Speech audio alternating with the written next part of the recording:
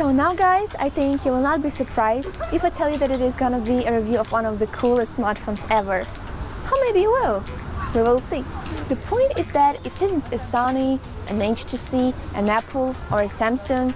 This simple Chinese brand is very little known yet, but well-informed people say that it will have pretty good future. So, let's get acquainted. My name is Helen, and your name is? Xiaomi? Nice to meet you, Xiaomi. Cute name, isn't it? This brand is a Chinese rising star.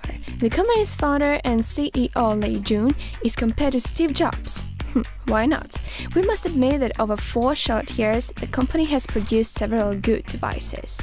We will review their today flagship called Xiaomi Mi3, and in addition, one more attractive device, a dual SIM phone Xiaomi Mi3.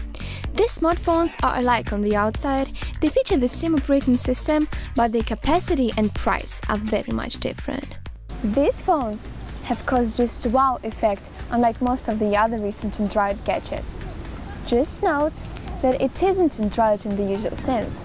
See for yourself. They both have an Android on board. Mi3 features a sweet jelly bean and Mi3 has a fresh KitKat, but you will hardly recognize them at a glance. Know why? It's because the producer uses the original firmware called MIUI. This firmware is a big pride of the producer and a small trouble for the users, I should say. Over time, you will simply get tired of great many Chinese characters. And what's the main? You will not find Google's essential services here. There are some basic apps, but it is quite troublesome to add something. Xiaomi has its own online app market. I would tell you if it is good if I could speak Chinese. But don't worry, we found the way. Fortunately, Xiaomi App Market offers Google Installer. We used it to install other Google apps, including Google Play. Finally, we have Android applications. Not easy, but possible. While we were busy with installing the apps, another misfortune occurred. Look, Mi3 has a huge selection of interfaces in different languages. Mi3 had the same before the first operation system update. Now it's gone. Only English and 2 variants of Chinese. We downloaded another language keyboard from the Android market and saved the situation. But if you don't really want to be limited to the English or Chinese interface only, forget about updates. And don't say we didn't warn you. To be frank guys, we like this user-friendly MIUI firmware. It even resembles Apple's iOS a little. Just imagine, you can adjust the interface trying different themes. You can improve switching between tabs using some cool effects. Isn't it fantastic? You can feel like having a new gadget every day, adjusting themes and effects all the time. What I like most, and I hope you will like too, is that the interface does not slow the operating system. But we know that some brand new smartphones do have such problem. Xiaomi Mi3 simply flies. And probably it is thanks to its cool hardware. Let's have a close look at it. Mi3 is a real flagship. Just check this. Quad-core Snapdragon 801 processor. Very cool, but it's what the program shows. Actually, we have 800, and it is still cool. Adreno 330 graphic processor, 2 GB RAM, 16 GB ROM, 64 GB variant is also available. The device does not support additional storage card. It is not cool, of course. Thanks to the above features, Mi3 got into the benchmark top smartphone list. NT2 gives it the 5th line.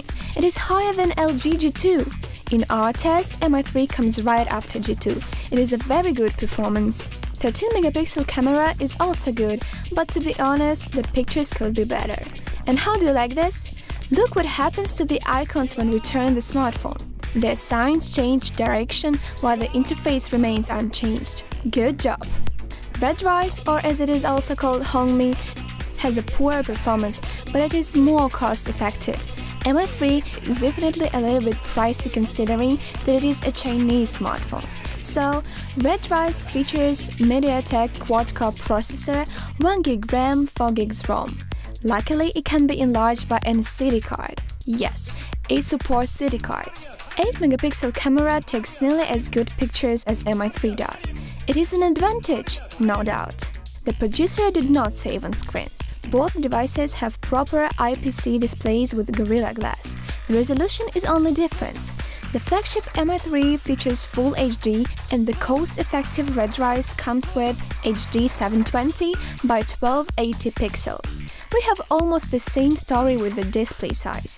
Mi3 has got the 5-inch display and its front features 4.7.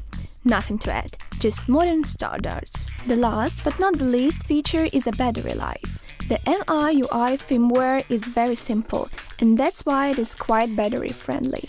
The battery capacity of Mi3 is 3000 mAh and that of dual Redmi is 2000. The good news is that you can rely on a long battery life in both cases. At the end, I would like to reveal a secret to you.